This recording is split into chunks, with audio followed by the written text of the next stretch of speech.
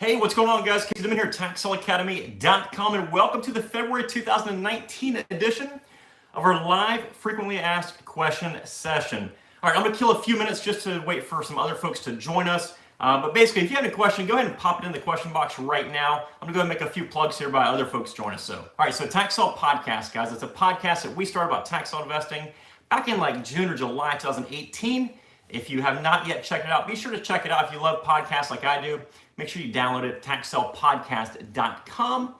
What else? We got the YouTube channel, of course, almost 500 videos now for you guys on tax sale investing on this YouTube channel right here. So make sure you browse the YouTube channel on a pretty regular basis. We post videos probably 6 or 7 times a week. Let's see, we got the website, of course, at taxsaleacademy.com. We got our state guide over there. You can join the academy, of course. We got lots of other great resources as well.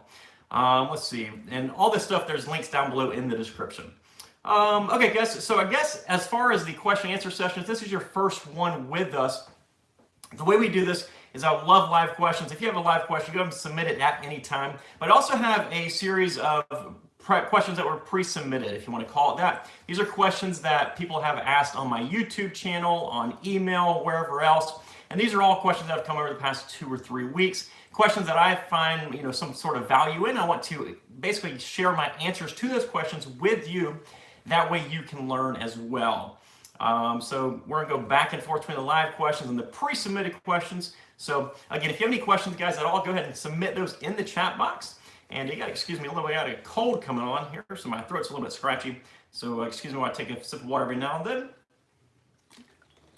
Hey, Miss Jones, how are you? Glad to have you here.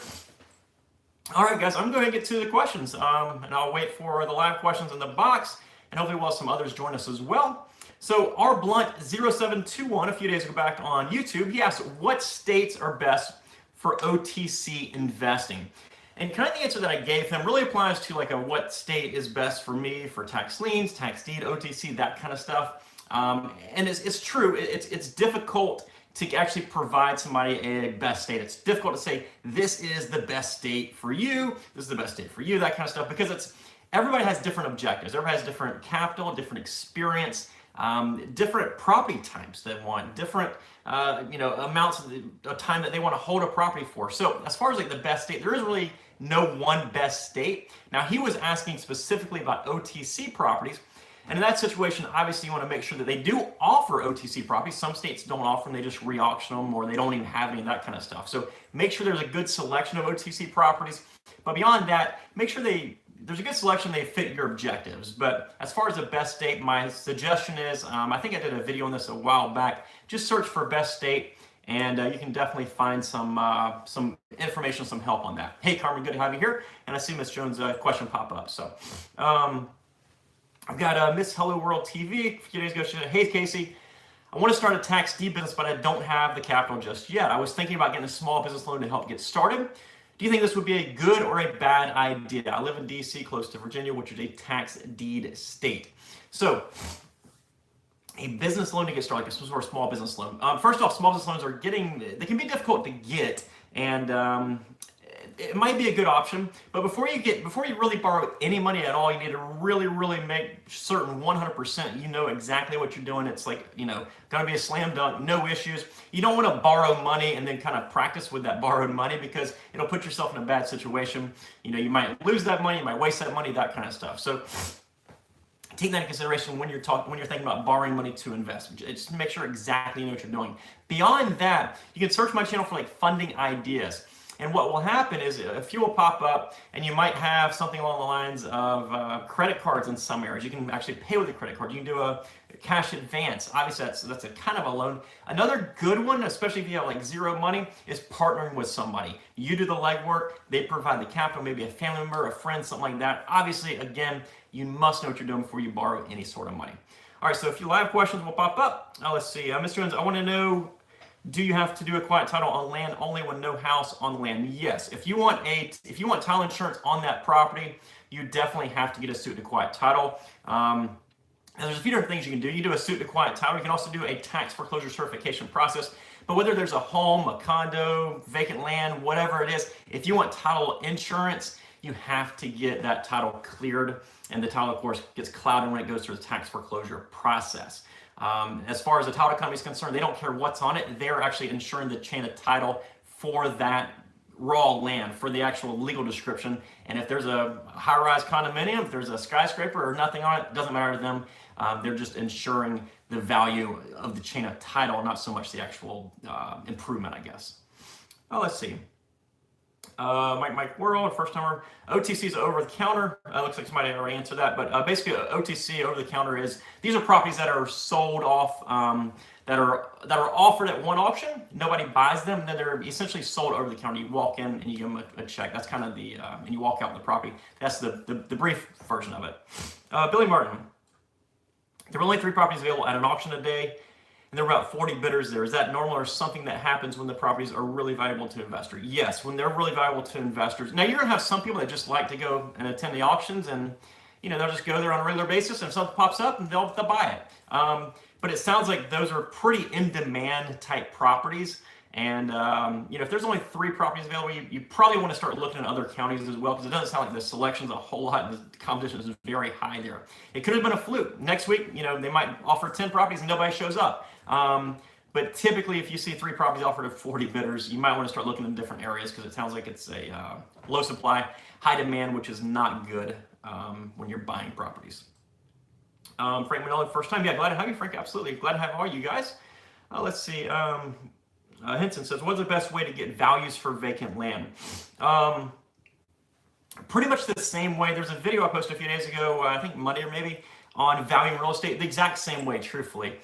So what will happen is you're going to go, a great way to do it is, if depending on the county, if you have GIS in your county, I was actually talking to a member about this a few days ago. If you have GIS in your county, what you can do, look on GIS, and if they have a layer and it says 2018 vacant land sales, pop it up, and it'll literally spread out everything, the subdivision that's been sold in 2018. That's an awesome way to get your comps, because it's super easy. Now, when you are valuing land, obviously, if it's a lot in a subdivision, there's lots of lots that have sold. That's super, super easy, because one lot is just going to be very, very similar to another lot. Maybe it's down the road a little bit, maybe it's on a corner, that kind of stuff. But for the most part, your value is going to be very, very close to each other. If it's an acreage parcel, something like that, it's going to be a little more difficult to value. But you're going to do it just the same way you do a house. You're going to compare the size, the location, that kind of stuff. So hopefully that helps you out. That valuing real estate video might help you as well. Let's see here. Is there a good state for OTC vacant land? Yeah, there's a number of states that are good for OTC vacant land.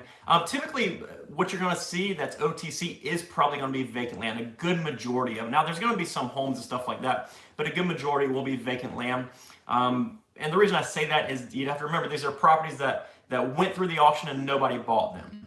If it's a house, probably somebody's going to buy it at the auction. Maybe not, just depends on the area and that kind of stuff. I've seen a lot of properties, a lot of houses OTC, but the majority of the properties that you get OTC will be typically vacant land. But as far as states and stuff, there's a number of states. You go in Arkansas, for example, and there's thousands of vacant lots on there, for example. So let's see. Vacant farmland. Okay, sorry, just noticed your correction there. Vacant farmland, that's it's maybe some here and there. Again, if it's valuable vacant farmland, OTC, it'll probably have already been picked up in the auction. Usually what you see OTC is kind of the weird stuff, the rare stuff. Maybe it's the subdivision that was developed back in the 60s and there's thousands of lots, and you can buy one of those and snag it, that kind of stuff. But as far as acreage, nice homes and stuff, you usually won't see those on the OTC list, because they will have gone through the auction and get a bidder. They might slip through every now and then. And when it comes to the OTC list, my suggestion is to check it as often as possible. So if it goes to the auction this day and the next day it's on the OTC list, that's the day you want to check it, because the longer it sits on that list, that means the more eyes have seen it and have passed up on it. So you want to see it, you want to get it as soon as it hits that list. So check them often. And I think as somebody asked, I'm going to skip a few questions just so I answer this because I'm on the same topic. Where can I get an OTC list? Typically the same place that you get the tax deed list, whether it's the county treasurer, the clerk of the court, the tax collector. Different states use different terminology, different people that handle the tax foreclosure process, but typically it's the same place. If not, my suggestion is to contact whoever handles the tax foreclosures in your area and simply ask them what they do with the OTC properties. Zach Wilson, can you use a credit card or a Visa to pay for a property, not using cash advance, just the card? In some auctions you can, yes. I have seen it in a number of places now. You can use it. It's not guaranteed, and it's more or less a courtesy that they're offering to you. State statute, it doesn't say specifically you have to, accept credit cards, but a lot of areas do it. Now, when you do pay with a credit card, they're gonna hit you with a surcharge. It might be 3%, 4%, 5%. I've seen some like 6 or 7% even. So they're gonna hit you with a surcharge. So you are gonna have to pay extra to utilize that credit card. And usually when they take a Visa or MasterCard, they will not take Amex, just for whatever reason. They have issues, I guess, with that. But yeah, you can definitely do that. Just search the options and ask them as far as payment methods and stuff. And then, of course, like I said, you said not a cash advance, but in some areas where they don't accept them, a cash advance might be an option for you. Just depending on the interest rates and stuff. Those credit cards can really hit you with interest rates if you don't keep a tight grasp on it. Okay, so as Carmen, how can I find old liens that have been purchased from an investor, but the property has not redeemed yet? I like to reach out to the homeowner before the redemption happens. Old liens that have been purchased from an investor, but the property has not been redeemed. You can probably, I really don't know the easiest way to do it. I know you can search tax records and see, is there a lien outstanding on that property? You can go to the tax collector's website, type in the address and see if there's a lien outstanding, and then contact them if there is a lien outstanding on that property. As far as an efficient way, that's really going to vary from one place to the next. My suggestion would be to call the county and say, hey, do you have a list of your delinquent properties? And what would happen then is they would give you this list of delinquent properties. And if after a month or two has passed since the lien sale, you can say, okay, yep, all these properties that are on this list have already passed the lien sale. The liens are owned by an investor. Let me reach out to the owner and see if I can negotiate something with them. I think that's what you're kind of getting at. Maybe get some properties that are a little more distressed. Hopefully that answered your question. Sorry to keep sipping water, guys. My throat's a little bit scratchy, trying to fight off a cold. Let's see. Miss Jones, I received the list and it's been coded. Let's scroll down. I have to unzip it. Do you know anything about that? Yeah, it might be a just a file. Depending on the, that's more of a computer deal. I can do it. I'm just not sure how the best way to explain it. You might have to if you're on like a Mac or something like that, you might have to right click and see if there's a way to unzip it, or I think it's called uncompress or something like that. And then what happens is there's probably multiple files inside of that one. Just Google unzip file on PC or on Mac or wherever you're on, and you should be able to get some instructions for that. So let's see, Zach, we got you. Let's see. Billy Martin, in the playbook, it seems that you start off investing in vacant land. Is that a route that you would recommend to someone who just got into tax or what, a 22-year-old with a smaller budget? It's definitely a good route. It depends what your objectives are in your area that you're at. Now, I've been to some areas where it's like, especially some of the economically depressed areas, and they have nothing but homes. There's like no vacant land there, right? So obviously you have to factor in your consideration. You have to consider in what types of properties are available. Some you might only be able to invest in vacant land because that might be the only thing that they offer. So with that said, if it's 50-50, that kind of stuff, if vacant land's a great way. Usually the barrier to entry is lower. You don't have to worry about stuff like foundation issues, broken windows, squatters, stuff like that. And then like maintenance, obviously you have to mow it and take care of it and whatnot, but you don't have to worry about, I need to go in there and make sure the pipes aren't leaking, that kind of stuff. So it's a little bit, it's a little bit easier for sure. Obviously there's certain things you need to do, and that's actually one of the pre-submitted questions I was going to get to here in a little bit, but when you're talking about vacant land, taking into consideration, you need to buy in the path of development. So don't just go and buy a vacant lot somewhere out in the middle of nowhere and hope it works out. But what you can do is just, if they're building a spec home here and a spec home here, and you can buy that lot right in the middle, or that same subdivision or somewhere nearby, something like that, that will definitely be helpful. Because when it comes to homes, they might seem at least a little bit easier to sell because obviously people need a place to live. When it comes to vacant land, it might seem more difficult, but if you strategize correctly and you buy it in areas where the development is, it'll certainly kind of shortcut that process. So hopefully that helps you answer your question. But yeah, vacant land, I recommend homes as well, but vacant land is a great way to start out. Shika, hey, good to see you here. I attended an online auction today and watched a bidder bid at the last 5 seconds before the auction ended and won the property. Do you have any strategies that you use when bidding online? A lot of it depends on the system, because some systems you'll actually bid in the last 5 seconds and they'll extend the auctions like an overtime period where it's another 5 minutes or another 60 seconds or whatever. So you're sitting there forever if you bid at the last minute. And you come to resent people almost that do it because you're like, oh, last minute they jumped in, they got it, and now we're here for another minute or 5 minutes, whatever it is.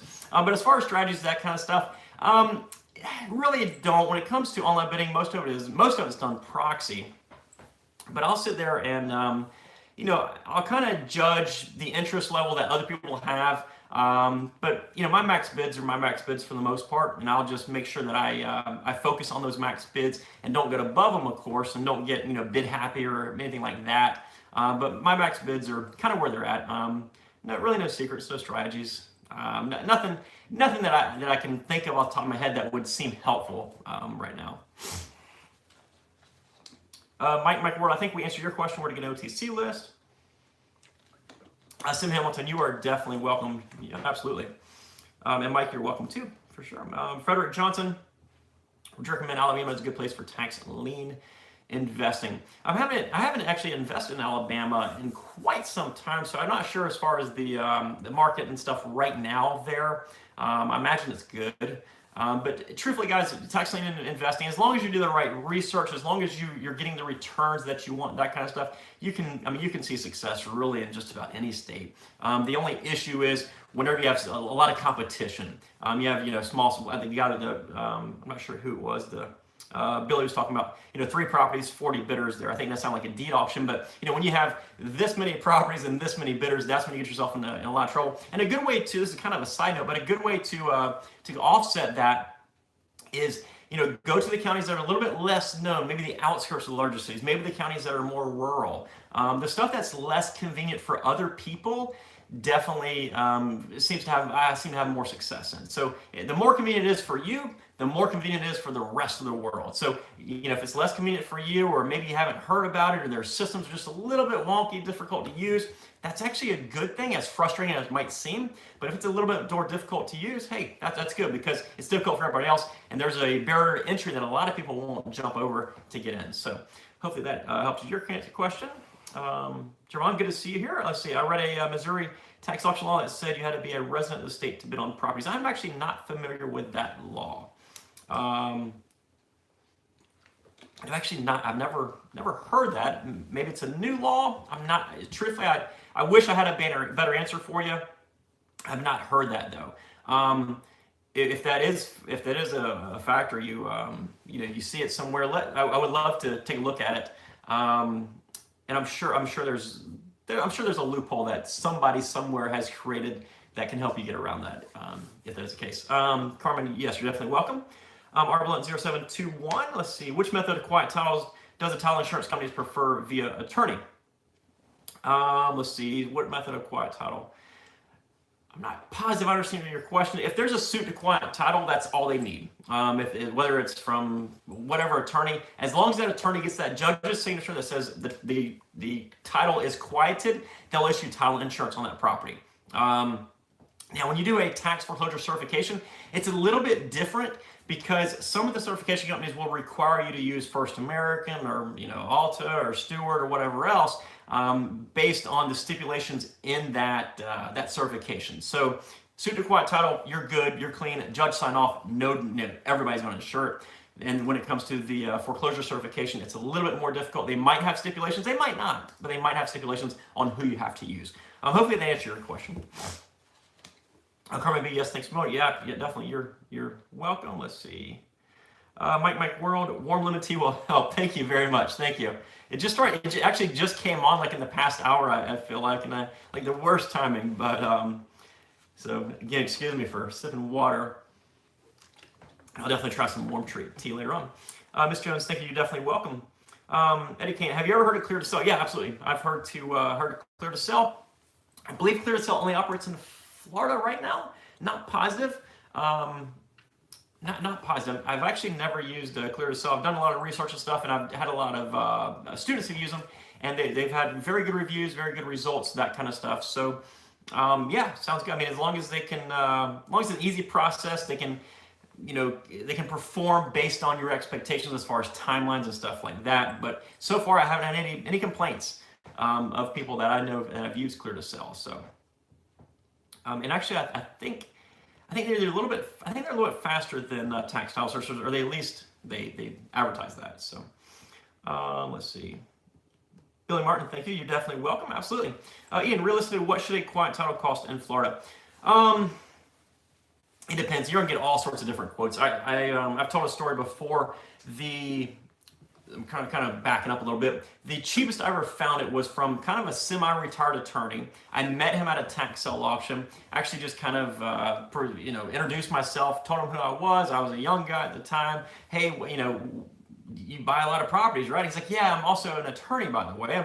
I'm kind of semi-retired, semi-investor, that kind of stuff. And if you need a suit and a quiet title, let me know and I'll do them all for you. I had like 10 that day, right? So he's charging me $650 a pop. Gave him everything. 6 months later, he's like, here it is. Like, didn't get in a hurry about anything, right? Didn't give me any updates about anything, but it was cheap. So that's on the very, very low end. I really lucked into that contact, and he's kind of starting to phase himself out of the business now. But as far as a realistic, if you're going to call an attorney off the street, they're going to tell you $1,500, $2,000, $2,500 even. My suggestion is to pick, go to Google, type in real estate attorney, and just start calling, and just keep dialing. Call one, you'll have, they might say $2,000, you'll have a baseline, and you say, okay, anything less than that. It doesn't, and the truth is, it doesn't matter how nice they are to you. It doesn't matter how fancy their office is. If they give you any sort of, special treatment or anything like that. All you want is a judge's signature that says, yep, this title is quieted. So I wouldn't really concern yourself as far as, obviously you might want some updates and stuff like that. And it doesn't need to be a fly-by-night type attorney, but, I wouldn't worry about anything fancy. Just pick up the phone, call as many as you have to until you get a suitable price. I mean, obviously you're going to bottom out at some point, but just call around, just keep calling, just price shop, truthfully. Let's see, Henson.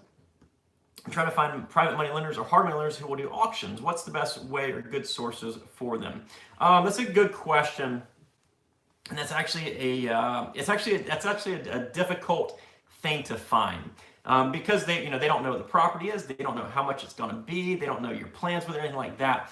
The best way to do this is I would talk to obviously your sphere of influence, your family, your friends, that kind of stuff, and then maybe approach financial advisors, financial planners, stuff like that. Now, they might not want to do it through their office because it might be a little risky. They might be able to give you some names and stuff like that. Also approach other investors and that kind of stuff. So as far as lending directly for an auction, it's going to be difficult, especially without a relationship at all. The best thing to do is, maybe you buy a property through an auction and you refinance it with a hard money lender or something like that and start nurturing that relationship. Just get some sort of track record behind yourself to say, hey, by the way, this is what I do. Is there any way to get a line of credit against, another investment or against whatever? And then I can use that line of credit. That might be a better way to do it, like kind of a hard money line of credit, I guess, if you will.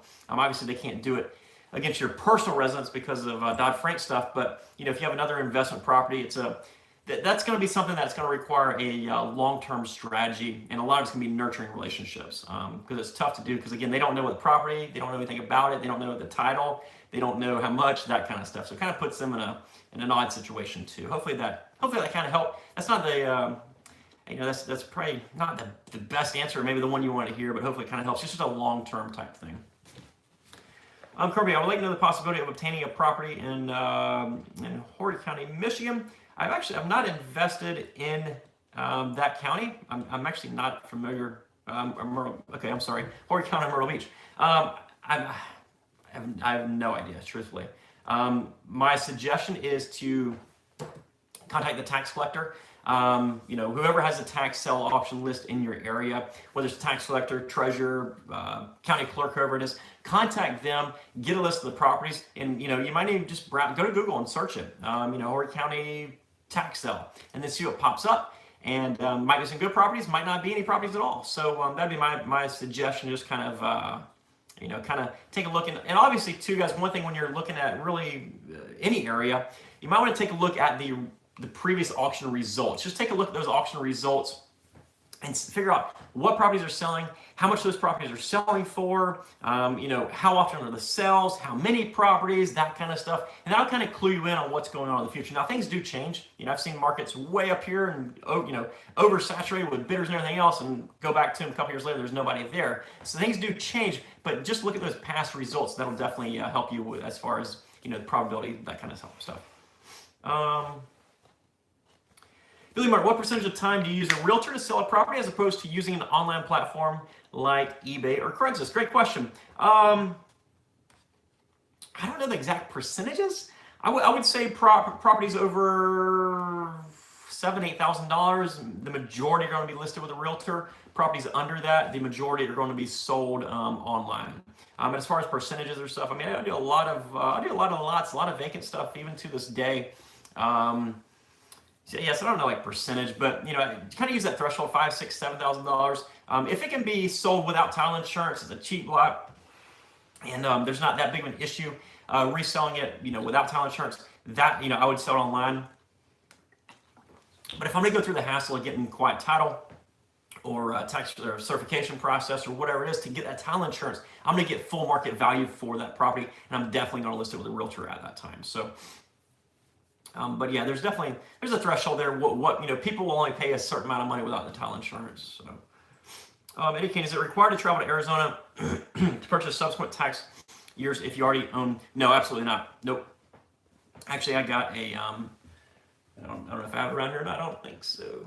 Actually, I got a letter in the mail a few days ago about some subs that I have to go. And I think most of you you can log online and just pay online. If not, you can mail them a check. And now that's for some counties. Obviously, I haven't invested in every single county there, but my suspicion is they're about all the same. So yeah, you don't have to travel there to purchase subs. If you can't pay online, you can probably just mail them a check or something easy. Tony G, do you suggest using owner financing as an exit strategy? That's a good question. So owner financing can be a great way to exit properties. Now, first off, when you're selling a property that's going to be somebody's primary residence, I would not owner finance because of Dodd-Frank laws. You might want to get your, if you're not familiar with Dodd-Frank, you just Google it. Google Dodd-Frank owner financing, because Dodd-Frank's a huge act, and it'll take you years to read through it if anybody ever has. But you don't want to get yourself in trouble with Dodd-Frank, so you can't owner finance somebody's primary residence or somebody that says they're going to use it for their primary residence, stuff like that. So with that said, as far as lots of stuff, it can be a great way to exit as long as you get the margin in there with a down payment or, maybe your, the payments or the interest rate, whatever. As long as you have that margin there up front, that'll help cover any issues if they don't pay. Because obviously you might have to foreclose on it, you might do it yourself, hire an attorney, whatever it is. But you have to factor that in right off the bat. So if you're selling a lot for $3,000, $100 down, $100 payment, and the guy defaults month 2, suddenly you're out of pocket, $500, $1,000, $2,000, $3,000 to get that property back, or you just kind of write it off. So, you have to think about that too. Property value has to be sufficient enough, down payment has to be sufficient enough to take care of any issues that you might have moving forward. But it can definitely be a good exit strategy and a good way to make a little bit of interest on your money. But, at the same time, you also still have your initial capital tied up and your potential profit tied up. But if it's a property that's difficult to sell or something like that, that's a good strategy as well. Hard work beat telling. For the coaching question mark, yes, I do offer coaching. TaxSaleAcademy.com. I don't take on any coaches that aren't Tax Sale Academy members because truthfully, most of the information that I have is that I know and my experiences are inside the academy. Go through the academy. If you have any questions, want some one-on-one help, game plan help, that kind of stuff, I am available for coaching calls. Let's see. Okay, I have a located parcel in Nevada that is 4 to 5 years behind on property taxes and the owner is deceased. Can I get an agreement to get a finder's fee from the heir after probate is done? Finder's fee. What agreement to use? You're talking about a finder's fee. I'm sorry, I don't understand your question. You're talking about a finder's fee for maybe surplus funds, or can you, if you don't mind, can you amend your question a little bit just to let me know what the finder's fee would be for? I mean, you could generally get some sort of finder's fee. Carmen, be okay. That's good advice to look at past results. Awesome. Glad I helped you.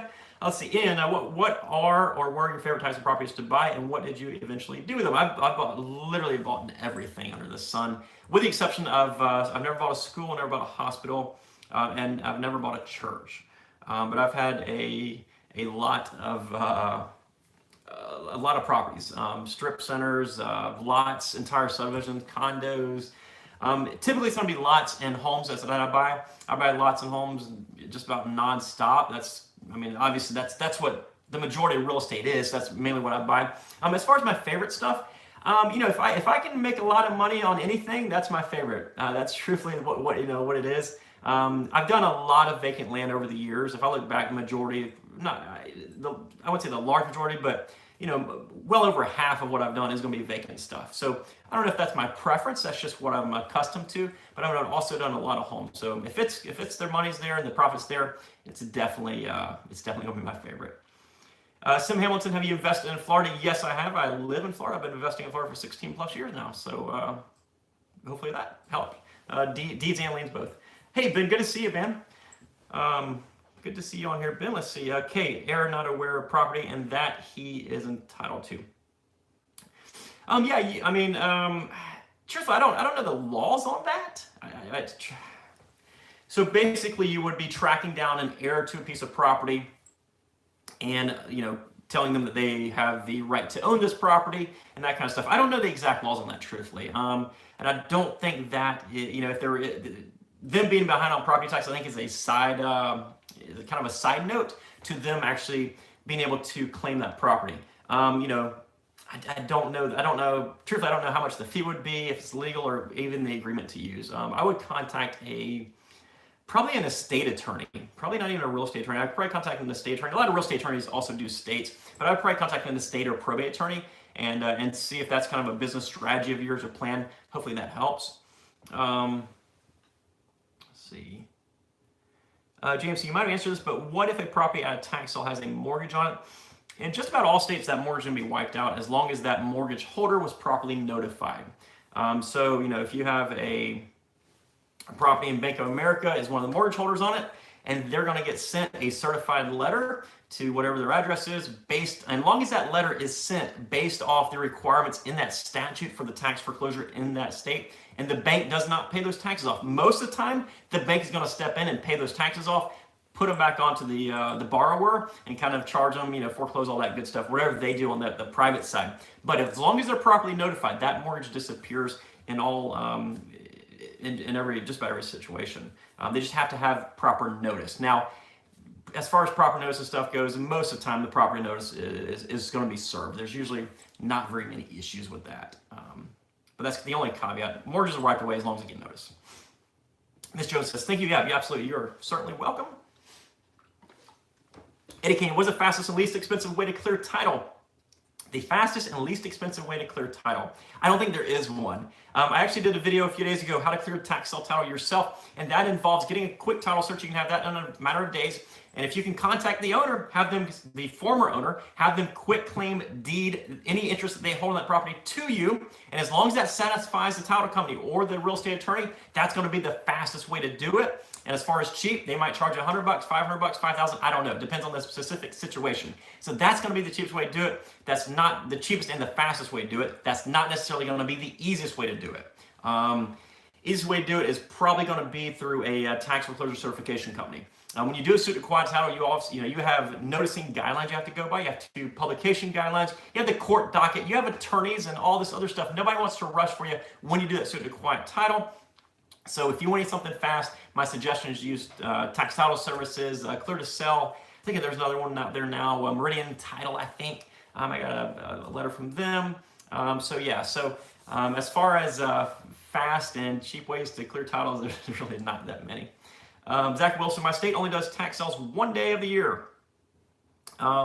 How would I find other auctions in other states and counties that happen throughout the year? Not sure where you're at, Zach. Maybe you're in Oklahoma, perhaps? And Oklahoma does them once, I think it's the first Monday or second Monday in June.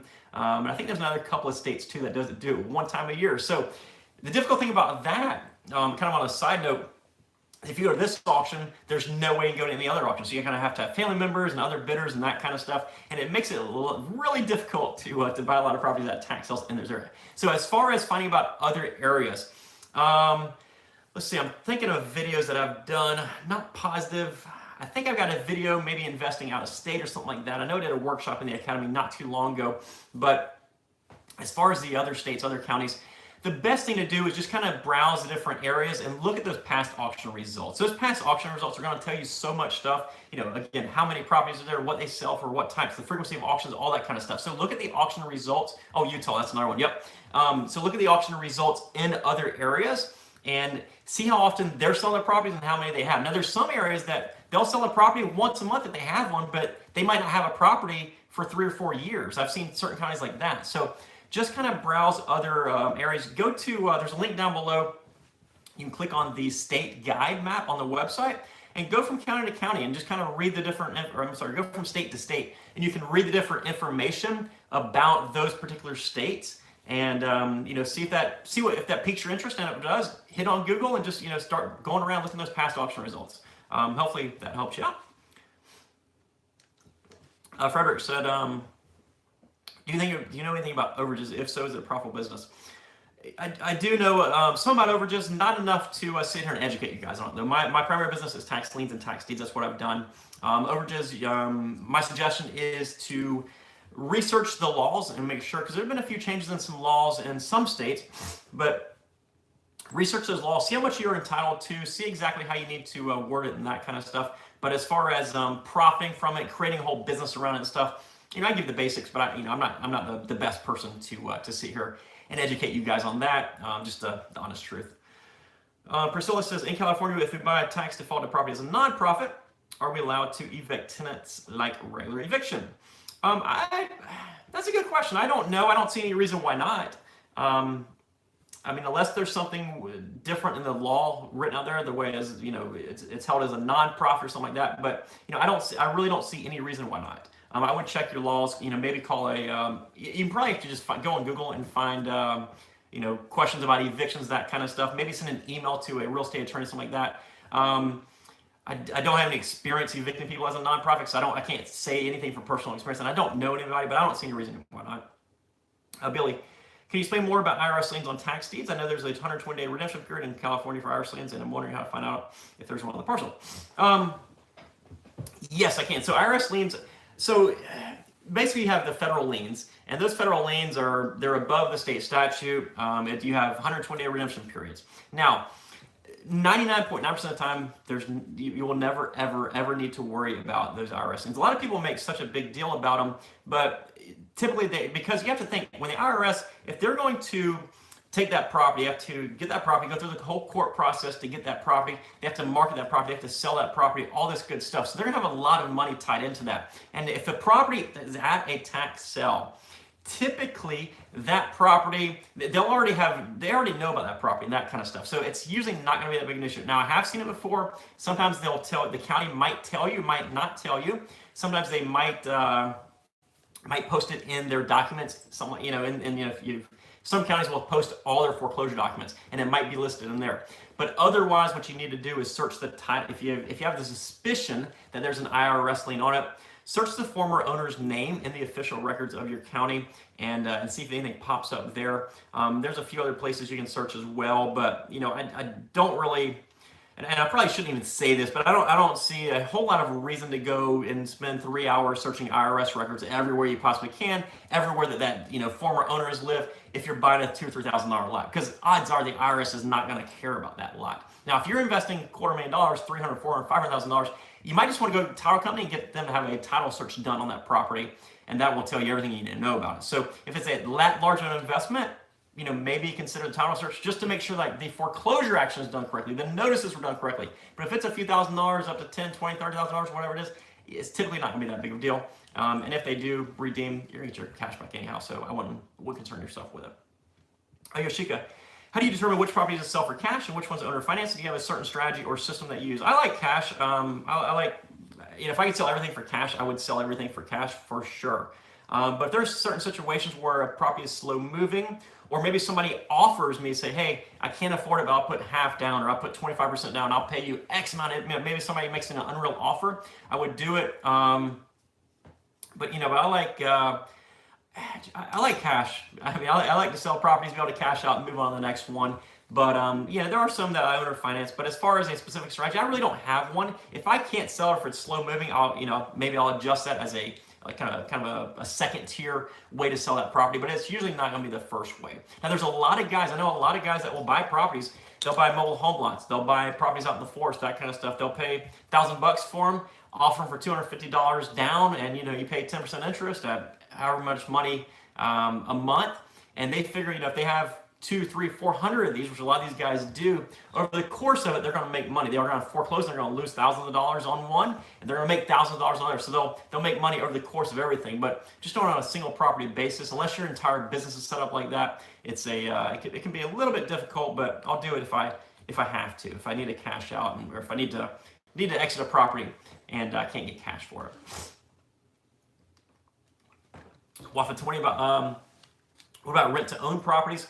That's kind of very similar to owner financing type stuff. I mean, obviously there's lease option money and that kind of stuff involved. Again, be careful on how you structure it. Be careful on how you word stuff, because Dodd-Frank will also apply to that, and that's going to limit a lot of the people that can purchase from you. So just be very, very careful and make sure you're following Dodd-Frank. Sorry, the camera moved there.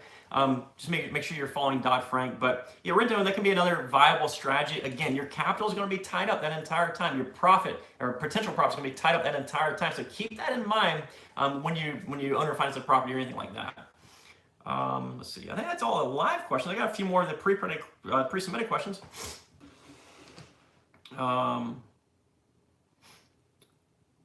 Tax law, yeah, absolutely, yeah. Incontestable after 12 months. You're absolutely right. Yep. You still might want to run that by a title company though, and just ensure that they will insure it after 12 months. Because even though the law says so much, even the law might say 12 months is incontestable, can't be done. The title company might say, hey, we still need that suit to quiet title, or that sort of first certification, or whatever they need in order to insure it. Because at the end of the day, it doesn't matter what the law says. It matters if they'll actually write a policy on that title or not. So hopefully that kind of helped you a little bit. Let's see.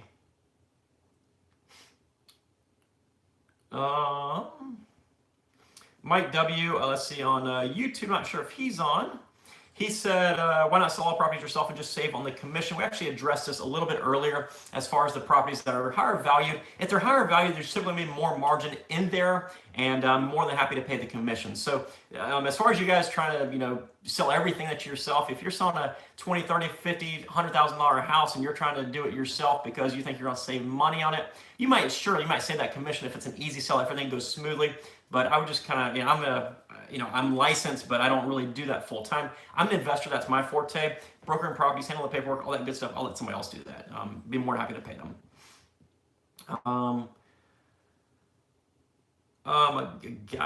J. Ronnie a few days ago on YouTube says, why not just buy liens as a way to get the property for less money instead of bidding at a tax deed sale? So he's basically saying, why don't I just buy the lien to get the property instead of going to the tax deed sale and having auction competition, that kind of stuff. So they say 95% industry average, 95% of all liens will get redeemed. So the liens that don't, or the other 5%, are usually going to be the properties that aren't worth a whole lot in the first place. So trying to buy your lien as kind of a back end or a backdoor strategy to own a piece of property, it might not be the best case scenario, because the majority of the time, they're going to be redeemed on you. So.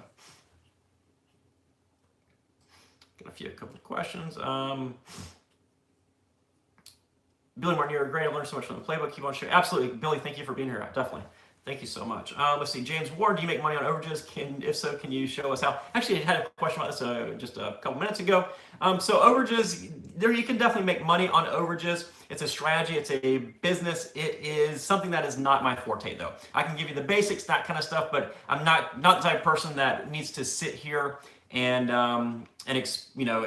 try to educate you on a business that I'm not overly familiar with. My business is buying and selling tax liens and tax deeds. So as far as overages and stuff like that, my suggestion is to research your laws and then maybe get a little more help from somebody else. So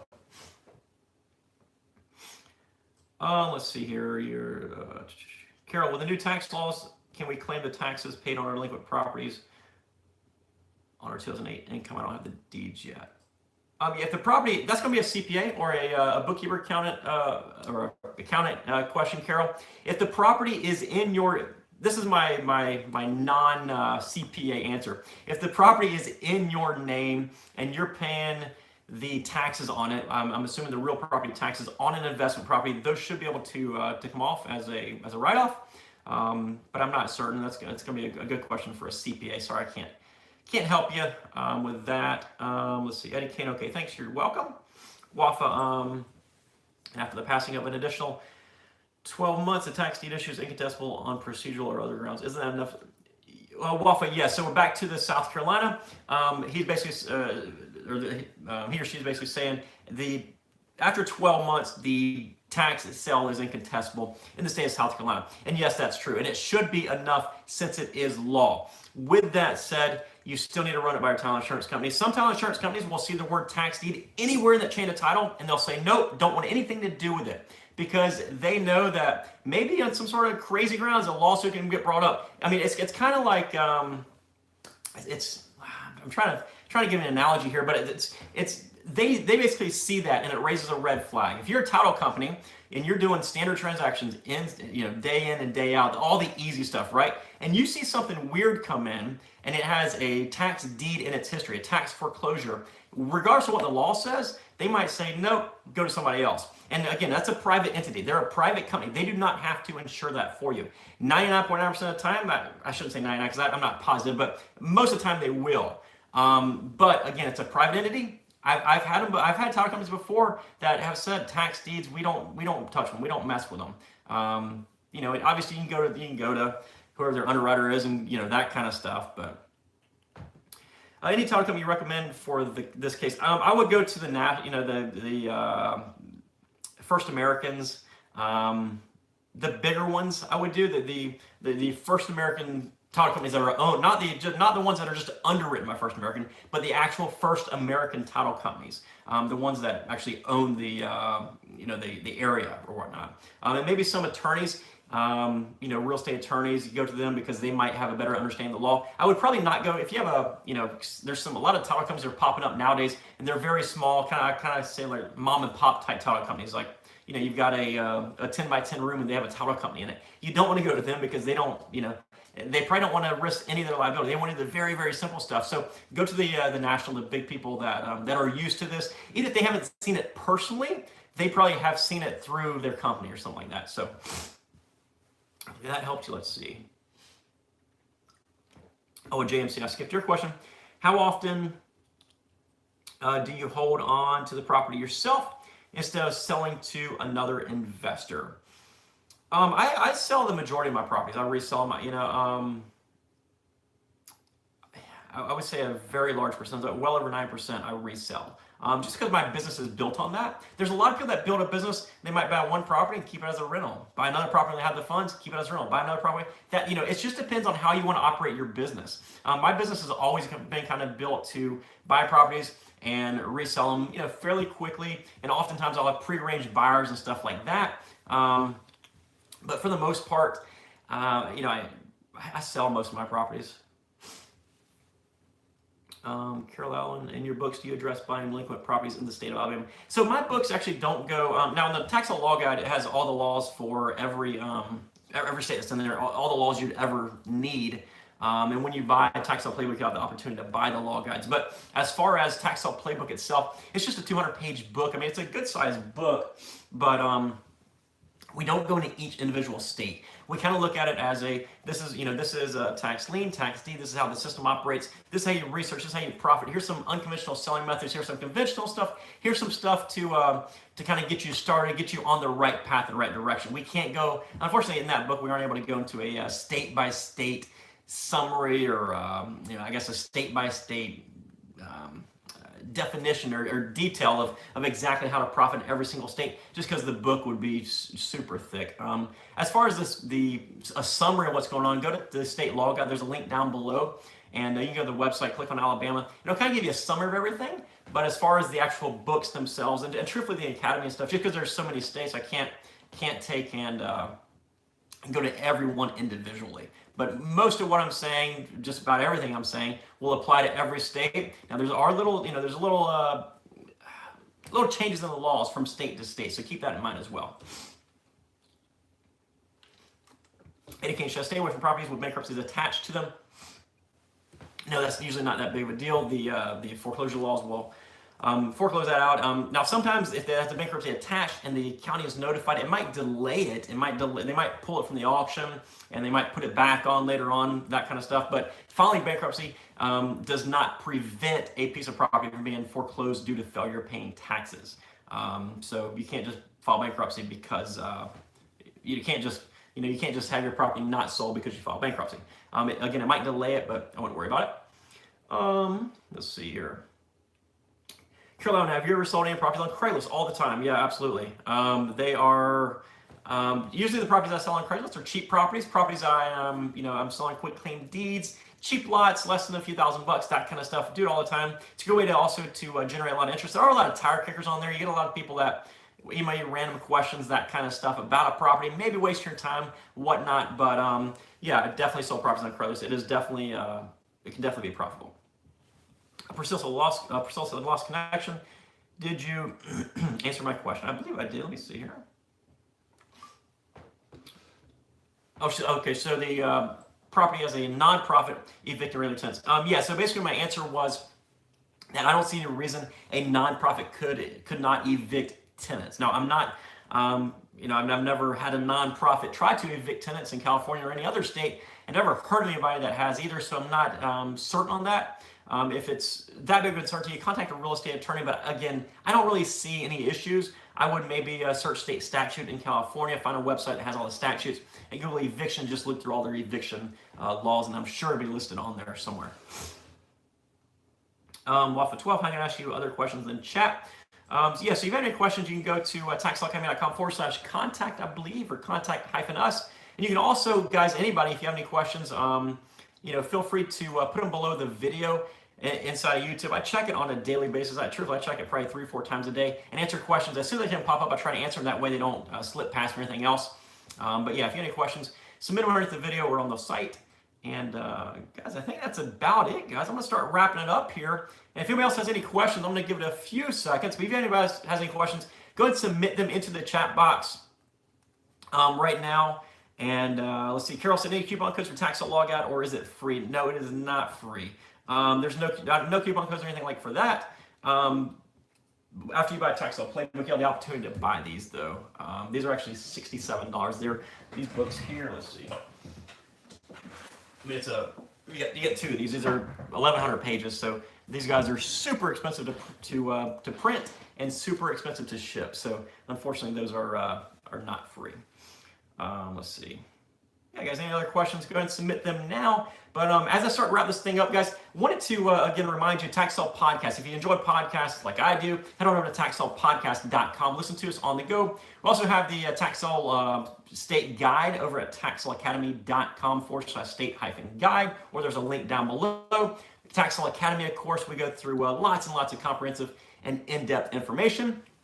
And then, as always, guys, see a couple questions popping up. I'm going to get to them in a second. As always, guys, if you see our content anywhere, whether it's podcast or on YouTube or anywhere, it truly means a lot to us. If you hit that thumbs up button for us, if you like it, if you give us a 5-star review, leave positive feedback, all that good stuff, it really helps us out. And it kind of reminds us that you actually find our information helpful and useful. So anytime you see our content anywhere, subscribe to us, follow us, whatever it is, give us that thumbs up, give us that like button. It really helps a lot. How much is Tax Sale Academy? We have different plans. They start at $97 a month, $147, $197. We have a startup package, which is a 6-month package, that kind of stuff. You can go to taxsaleacademy.com, click on join. Everything's listed on there. So let's see, Brandy Carter, super helpful way for my playbook to come in. Awesome, Brandy. I think all the playbooks have been shipped out, so yeah, you should be receiving it anytime. Carol, glad I found your channel. I'm glad you found me too, guys. Guys, I think that is about it. I'm going to go ahead and let you get back to the rest of your evening, guys. And as always, again, if you have any questions whatsoever, if you see a video of mine and something just is not quite clear, have a question about it, maybe it's just something random, feel free to leave a comment below that video. Again, I check them nonstop.